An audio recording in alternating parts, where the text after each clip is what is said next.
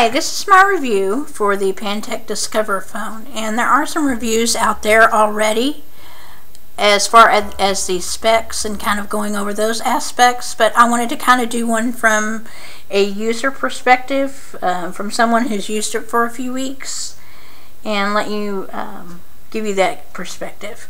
I do consider myself a techie. I did my research on this phone. I've done all that. So this is a comparable phone to like the Galaxy, the $200 phones that are out there now. This cost me $50 for an upgrade with a 2-year contract, and it is through AT&T. As you can see, we'll start here. Let's see. Okay, let's start here. This drop down will give you shortcuts to like your Wi-Fi, GPS, Bluetooth, all of that kind of stuff. NFC, this does have NFC.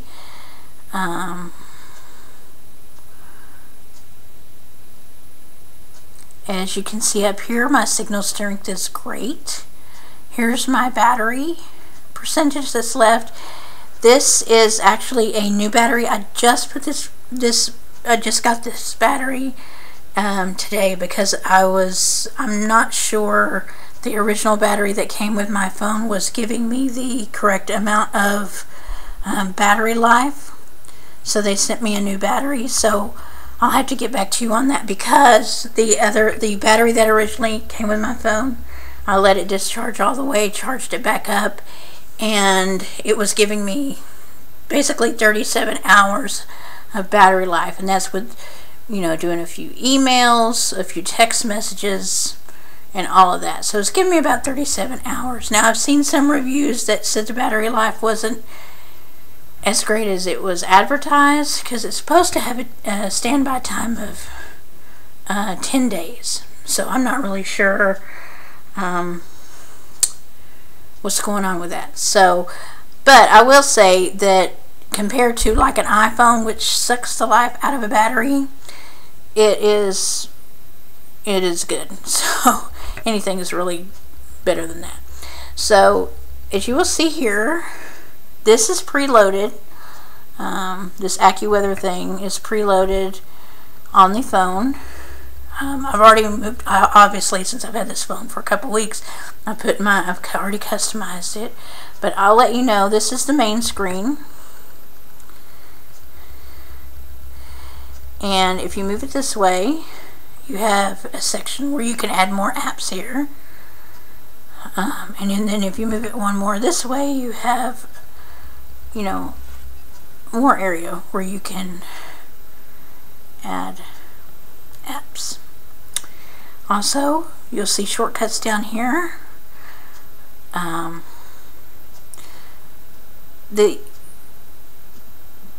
This home section is preloaded with I can't remember all what was here, but I've customized it since then. The only one, like I said, there's 3 sections here too. The only one that you can't move out of all these is the apps button.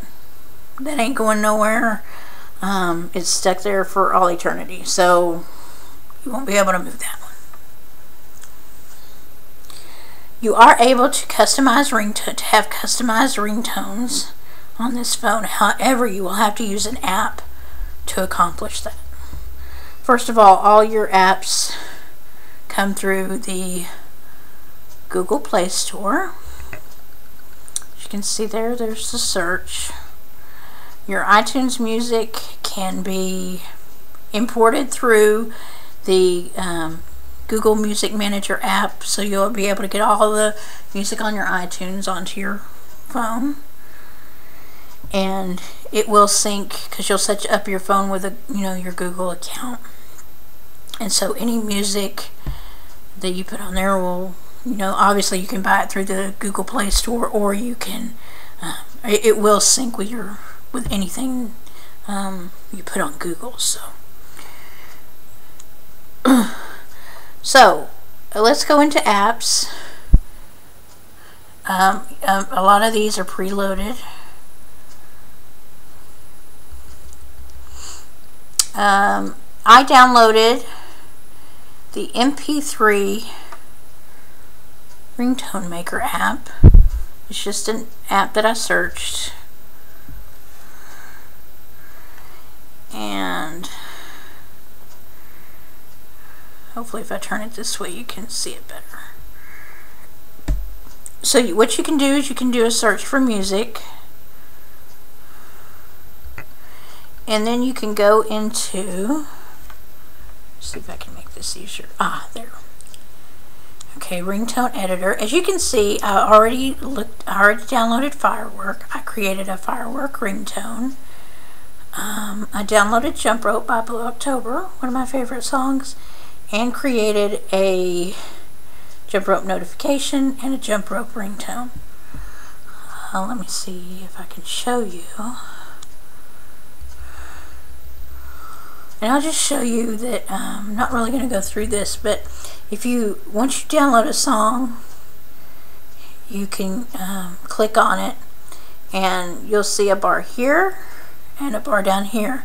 This is the stopping part where you want to start, this is the starting part wherever you want to start your ringtone or notification, whatever part of the song. As the song is playing, you can slide these to a beginning point and an ending point and create your own ringtone or notification.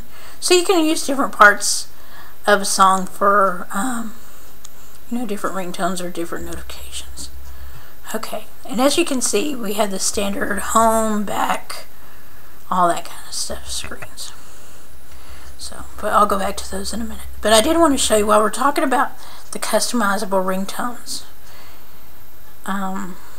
when you go into your settings, which is right here, and go into your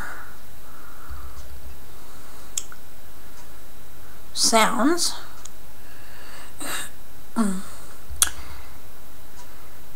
you will see, okay, here's where obviously it says phone ringtone and default notification. Now I will point out the default notification is not really for text messages. It's for like your email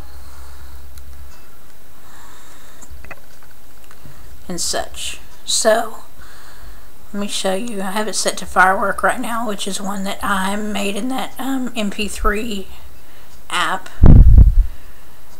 But you'll see, here's my Jump Rope ringtone, here's my Firework ringtone, and while I'm in here, I'll let you hear the speakers.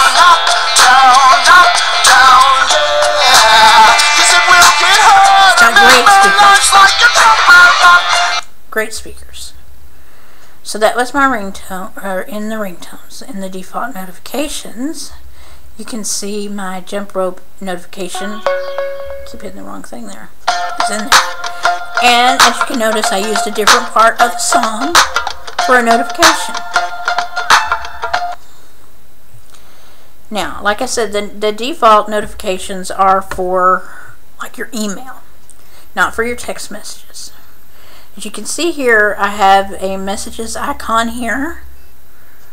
Let me go into apps because there are two messages apps.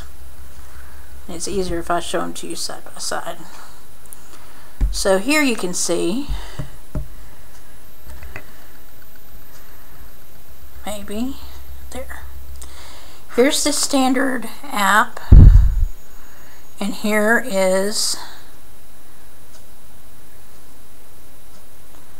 the other app.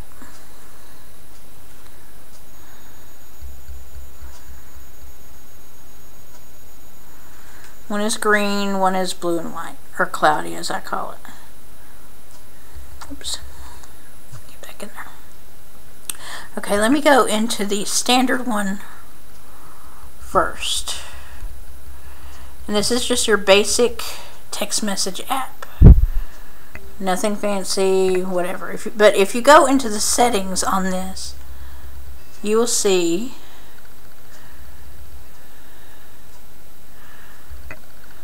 oops. Sorry, I'm trying to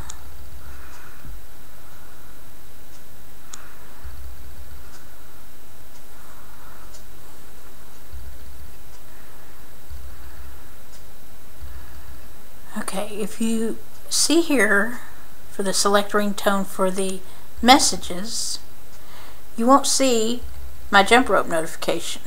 You see just the preloaded notifications. However, if you pull up the other app, the other messages app, the Cloudy app as I call it, the Cloudy Messages app, and see, this is a little bit more fancy because it has all your logs on here anyway. It has your, see, I kind of clean up my messages, but it has, you know, you can look at your texts. You can obviously look at all of them at the same time in one little timeline thing, but you see, here's the thing for your texts, your voicemails, calls, you know, all of your logs can, you know, are in one app. So let me go down here to the settings and show you that in this app,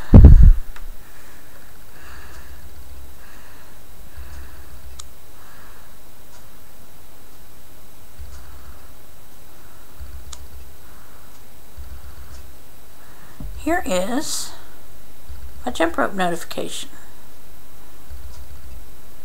So you can see it shows up in this one. I don't really want that.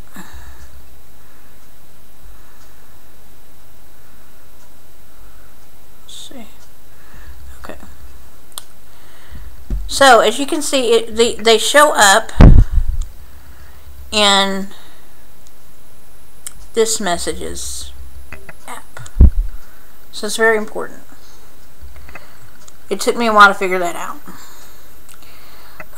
Let's see, the contacts, under the contacts, if you have friends who are on Twitter, Facebook, whatever, all of those social things will be in one piece of contact information.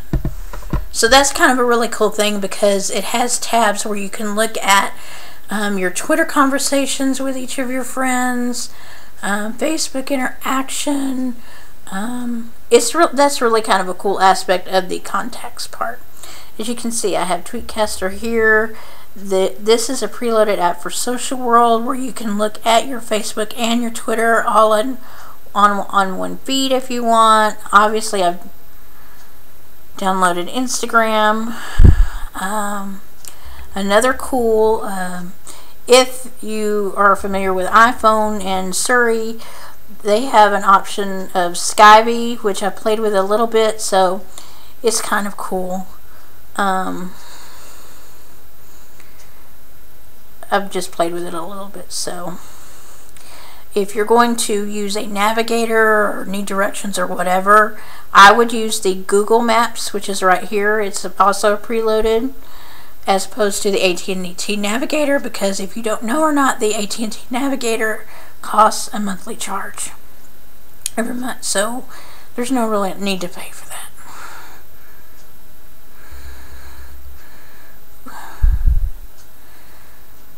I will pull up a picture from that I took with the phone just to kind of show you. This is my nephew's dog. Just to kind of show you, you know, takes good pictures. To save on battery life, if you go in this section here, this will show all the last apps that all of the last few apps that you've pulled up or websites or whatever. You want to clear out of those just to save you some, you know, just so you don't have any running apps in the background. Also in this section, you'll be able to, if you want to take a note, you can pop that up, and this will stay on top of the screen. You can move it wherever you want. Also, this one is music, this one is video. So, I'm trying to think, let's see what else. Where all your music is. Let's see if I can close out of that. can see it stays on top. Okay. I will show you the one app that they advertise that they're really pushing, which is preloaded, obviously, along with all these other apps. AT&T Drive Mode. If you enable this, it's kind of a cool app. If you enable this, and you can change this message. This is the message that's in here right now. But if you enable this while you're driving, then when your car gets up to 25 miles per hour and somebody calls or texts or emails you, it will send them this message. Now, you can set it. You don't have to set it for all three. You can do it individually. So if you want your phone, just your phone calls, that if somebody tries to call you while you're driving, you can send all those. Your phone won't ring, it'll go to voicemail. And obviously your messages, you'll get you won't get your messages will be there, but you won't get notifications of your messages. It will send them, but it will also send them this message, or whatever message you customize for there. However, you can add 5 contacts here if you want somebody to be able to get in touch with you and kind of bypass the drive mode thing. So it's kind of a cool app, and you know, as AT&T is promoting, and I guess everyone should promote that texting can wait. Texting instead of driving can wait. So Chrome is on here. So many different apps are preloaded on here. It has Flash, it has Appeal Reminder, all of these little things. Smart Voice, which is supposed to be similar to like Siri, and I used it and I got better use out of the Skyvy thing than I got out of the Smart Voice. Smart Voice is supposed to be like Siri or whatever, but it's not. Like I said, I went with Skyvy, and I've only used it a little bit.